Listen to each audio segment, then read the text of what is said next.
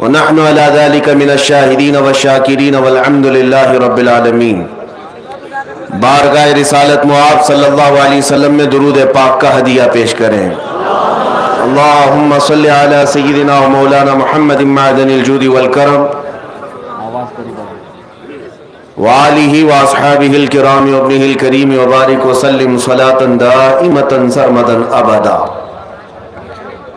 عزیزان گرامی وقار،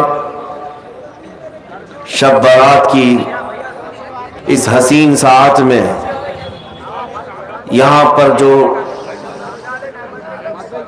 ٹھاٹے مارتا ہوا انسانی ہجوم ہے، یہ در حقیقت عاشقان مصطفیٰ کا ہجوم ہے۔ ظاہر سی بات ہے آج کی رات جاگتے بھی عاشق ہی ہیں۔ آج کی اس حسین شب میں کیا ہی بہترین موقع عنایت کیا رحمت عالم کمیٹی والوں نے کہ سارے ایک میدان میں جمع ہو کر اللہ اور اس کے رسول کا ذکر سن رہے ہیں، اور اللہ کی رحمت کاملہ سے یقین ہے کہ اس مجمع میں کوئی تو اس کا محبوب بندہ ہوگا جس کے صدقے اللہ ہم سب کی توبہ قبول کرے گا، اور ہماری حاضری ہمارے نجات کا ذریعہ بنے گی۔ میرے عزیزو،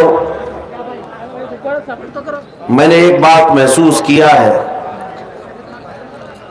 اکثر جلسوں میں ابھی جیسے ڈاکٹر صاحب بھی میرا تعارف کروا رہے تھے آپ کے سامنے، اللہ مجھے ان کے حسن ظن کے مطابق بنائے۔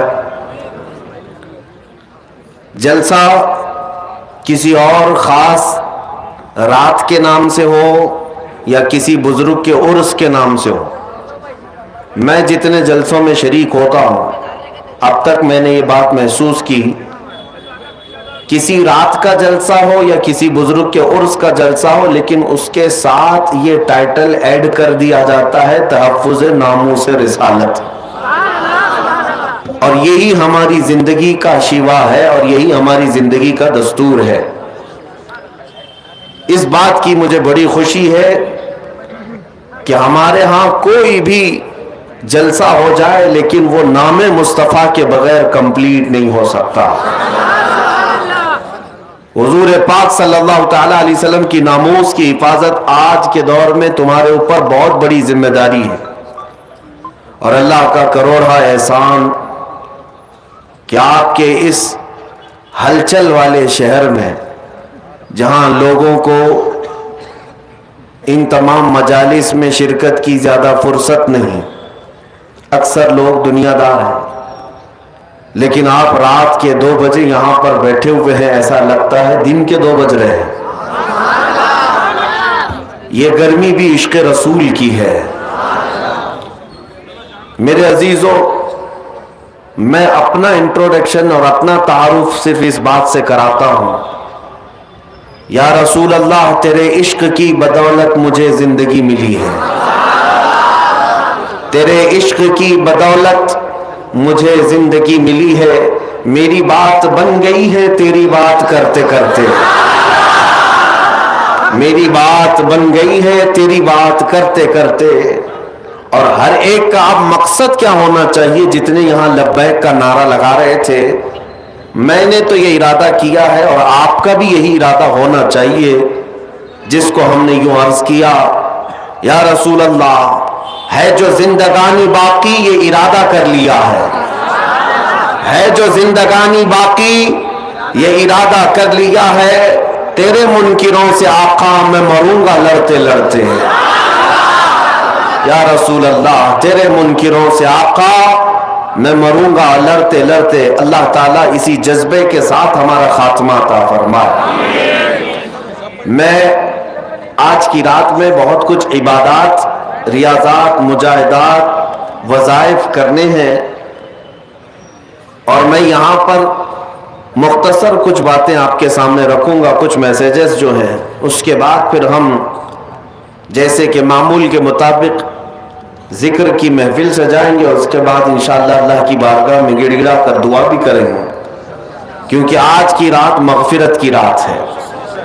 سب سے پہلے میں شعبان المعظم کے اس نصف کے متعلق عرض کر دوں، بہت لوگ، دو طرح کے لوگ آج میسیجز میں مصروف تھے، ایک معافی نامہ بھیجنے والے اور دوسرے والے، یہی دو لوگ آج کنٹینیو بزی تھے۔ معافی مانگنے والا طبقہ تو اچھا طبقہ تھا کہ کم از کم انہیں احساس تو ہے کہ ہمیں کسی سے معافی طلب کرنی چاہیے، اور دلیل مانگنے والے وہ ایسے کام چور ہیں کہ ان کو عبادت سے کوئی غرض نہیں۔ آج بھی ہم سے آتے ساتھ حیدرآباد میں سب سے پہلا سوال یہی ہوا کہ لوگ یہ پوچھتے ہیں کہ یہ کہاں سے ثابت ہے رات کو آپ جاگتے ہیں، رات کو یہ اس طرح جاگنا کیا ثابت ہے؟ پہلی بات تو یہ ہے کہ ان کی بیٹیوں کی شادی میں، منگنی میں اور مہندی میں جو جاگتے ہیں اس کا ثبوت تو لے آؤ۔ ڈھول باجے کرتے ہو، اس کا ثبوت تو لے آؤ۔ تمہارے برتھ ڈے پارٹیاں تو 12 کے بعد شروع ہوتی ہیں، اس کا ثبوت تو لے آؤ۔ تمہارے پاس دنیاوی مشاغل کے لیے رات جاگنے میں کوئی دلیل کی ضرورت نہیں، اور ایک بندہ مومن اللہ کی یاد کے لیے رات جاگے تو یہ دلیل کس طرح سے آ رہی ہے، کس طرح کا مطالبہ ہے؟ یہ شیطان مطالبہ کرتا ہے۔ حقیقت تو یہ ہے، میں ان لوگوں سے کہتا ہوں جو ناچتے ہوں گاتے ہوں آج کی رات، ہمیں ان سے کوئی سروکار نہیں، لیکن آج کی رات اگر کوئی بندہ عبادت کرتا ہے تو کیا اس سے بھی آپ دلیل پوچھو گے کہ یہ کہاں سے ثابت ہے؟ عزیزان گرامی، پہلا جواب تو ہمارا یہی تھا۔ دوسرا جواب یہ ہے، آپ یہ پوچھتے ہیں کیا اس رات کو رسول اللہ نے جاگا تھا؟ نادان، تجھے پتہ نہیں، میرے رسول تو 365 راتیں جاگتے تھے، وہ تو سال بھر اپنی امت کی مغفرت کی دعا کرتے تھے۔ آج کی رات کی کیا خصوصیت ہے؟ اور الحمدللہ ہم اسی مسلک سے تعلق رکھتے ہیں جس کے امام نے یہ کہا تھا، اللہ کیا جہنم اب بھی نہ سرد ہوگا، رو رو کے مصطفیٰ نے دریا بہا دیے ہیں۔ نبی پاک صلی اللہ تعالیٰ علیہ وسلم نے جاگا کیوں نہیں؟ جاگا ہے۔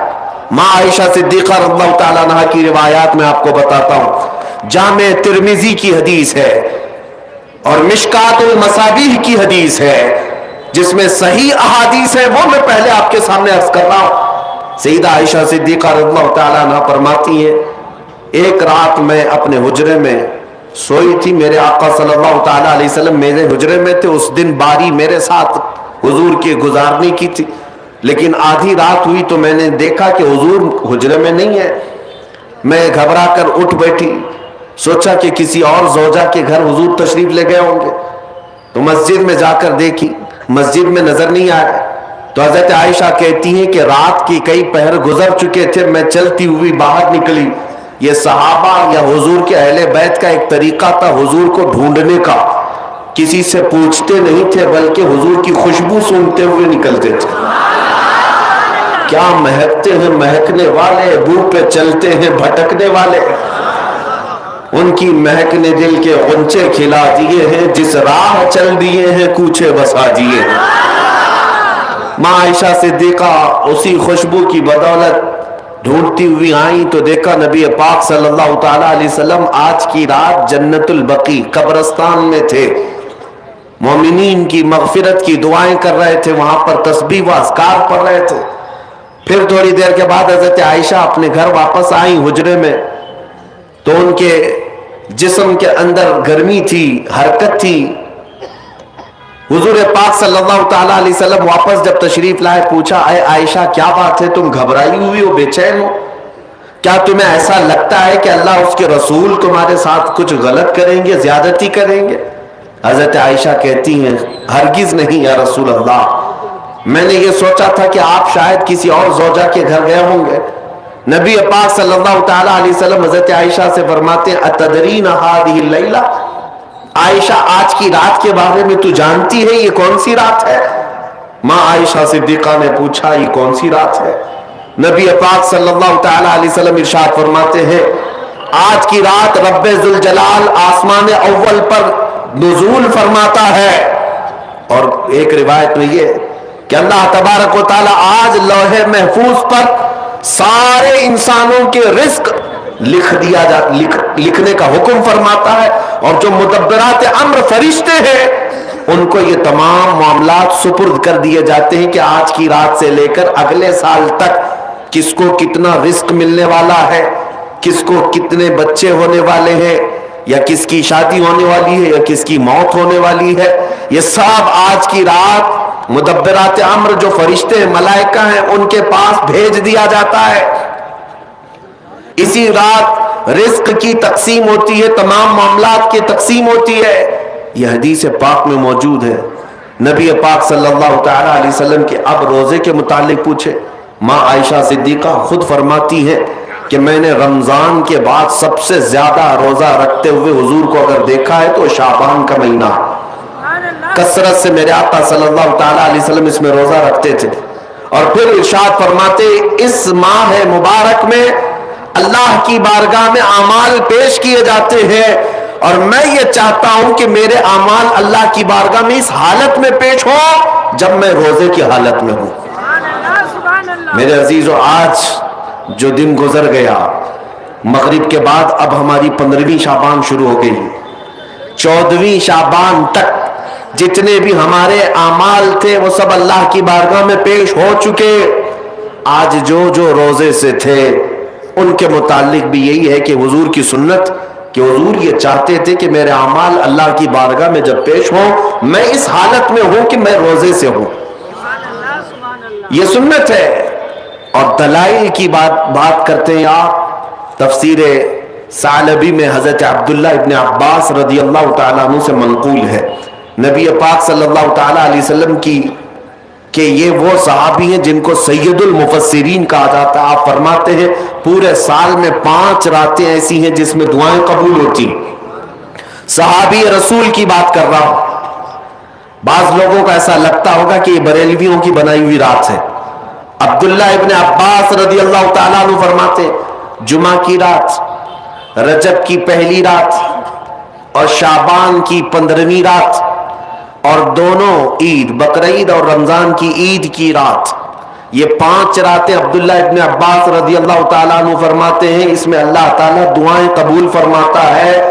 حتیٰ کہ اب میں آپ کو صحاح ستہ میں سے ایک حدیث آپ کے سامنے رکھتا ہوں، سنن ابن ماجہ کی حدیث ہے۔ نبی پاک صلی اللہ تعالیٰ علیہ وسلم ارشاد فرماتے جب شعبان کا مہینہ داخل ہو جائے تو اس کی راتوں کو کھڑے ہو جایا کرو اور اس کے دنوں میں روزے رکھا کرو۔ جس کو دلیل کی ضرورت ہے وہ ہم سے پوچھے۔ سنن ابن ماجہ کی حدیث، حضور پاک صلی اللہ علیہ وسلم نے ارشاد فرمایا اذا دخل شہر شعبان فقوموا لیلہا وصوموا نہارہا، جب شعبان کا مہینہ آ جائے تو اس کی راتوں میں قیام کرو اور اس کے دنوں میں روزے رکھو۔ اس میں خصوصیت تو نہیں ہے کوئی بھی، پورے شعبان کے لیے حضور نے فرمایا۔ بعض لوگ یہ کہتے ہیں کہ پھر اس کو 15 کو ہی خاص کیوں کرتے ہیں آپ، 15 کو ہی کیوں خاص کرتے ہیں؟ ان کو پہلا جواب تو یہ ہے میاں ٹھیک ہے ہم 15 کو خاص کرتے ہیں، آپ خاص مت کرو، پورا مہینہ رکھ لو، آپ پورا مہینہ رکھ لو، حضور کی سنت ہے۔ ان کو رکھنا بھی نہیں ہے اور کسی کو رکھنے دینا بھی نہیں ہے۔ یہ کام کس کا ہے؟ ابلیس لعین کا ہے، یہ شیطان مردود کا ہے۔ اسی لیے میرے عزیزوں دلائل بہت سارے ہیں۔ جامع ترمذی کی حدیث میں آپ کے سامنے عرض کر رہا ہوں، اور تفسیر ساوی علی جلالین ایک روایت میں آپ کے سامنے پیش کرتا ہوں۔ شعبان کی عظمت کیا ہے سنیے۔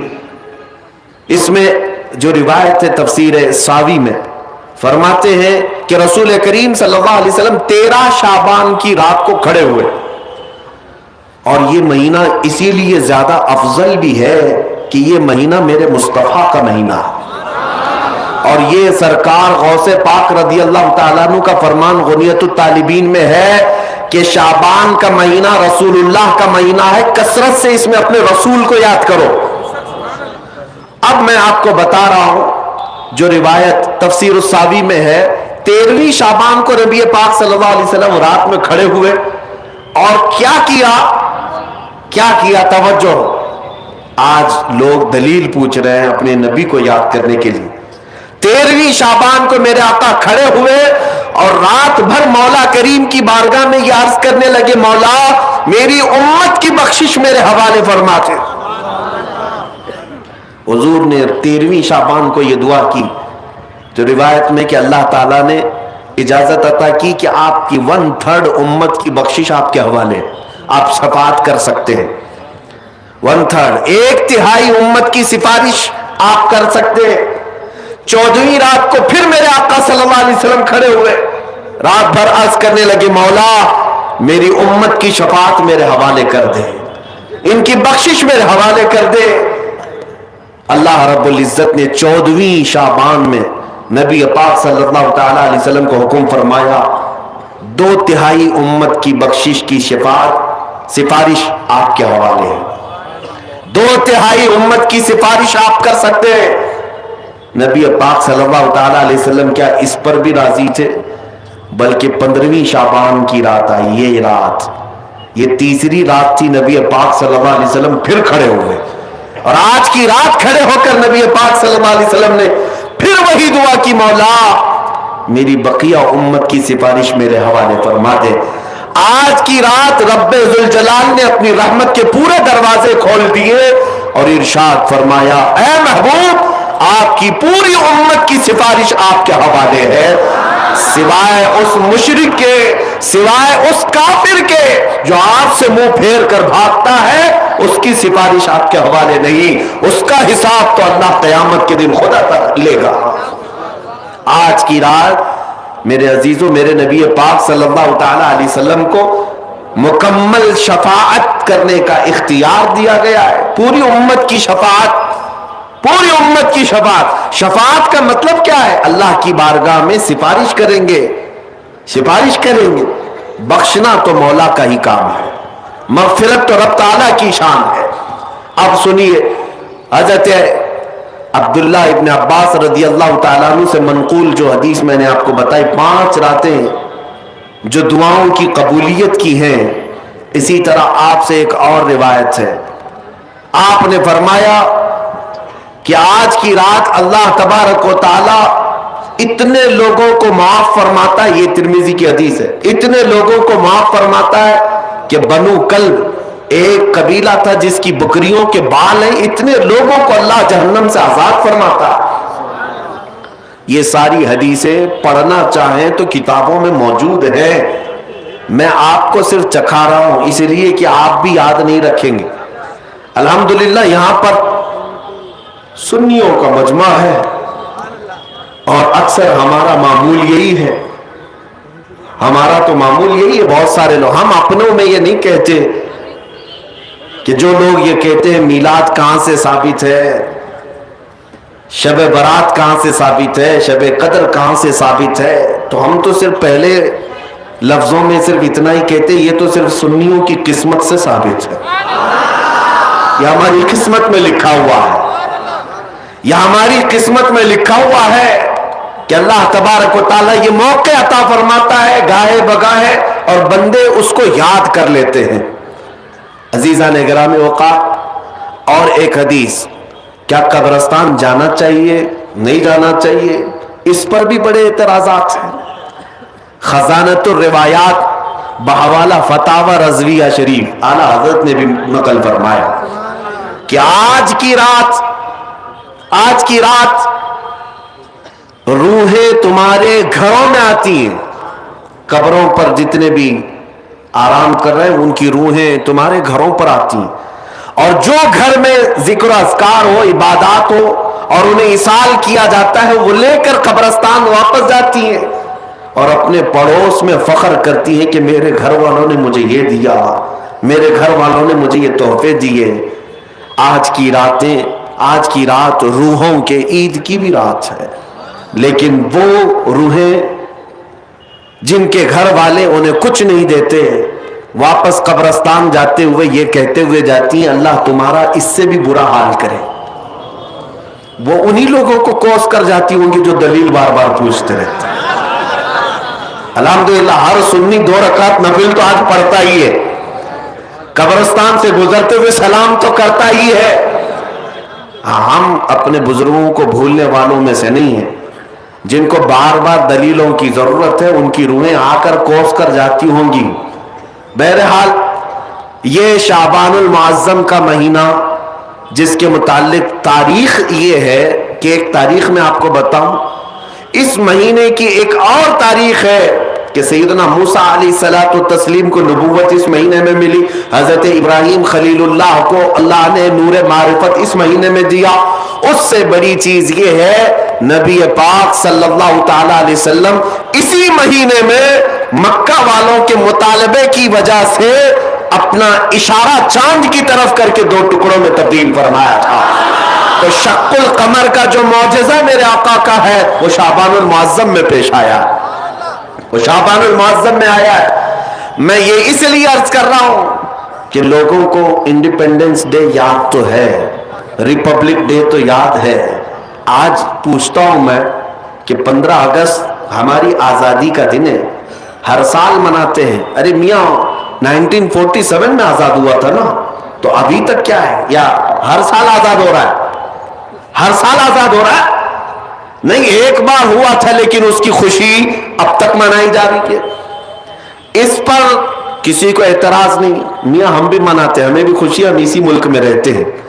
لیکن جن کو شب برات نہیں منانا, شب معراج نہیں منانا, شب عید میلاد نہیں منانا, ان کے مدرسوں پر تو جھنڈے 15 اگست کو پورے دن بھر لہراتے رہتے ہیں. کیوں؟ اس لیے کہ ڈر ہے حکومت پر جو بیٹھے ہوئے ہیں. بس فرق اتنا ہے, دلیل پوچھنے والے اپنے آقاؤں سے ڈرتے ہیں اور سنی اپنے آقا سے محبت کرتے ہیں. تمہارا آقا تمہیں مبارک, ہمارا آقا ہمیں مبارک. الحمدللہ ہم اللہ اور اس کے رسول کی رضا کے لیے جی رہے ہیں اور نبی پاک صلی اللہ تعالی علیہ وسلم کی محبت کے لیے جی رہے ہیں.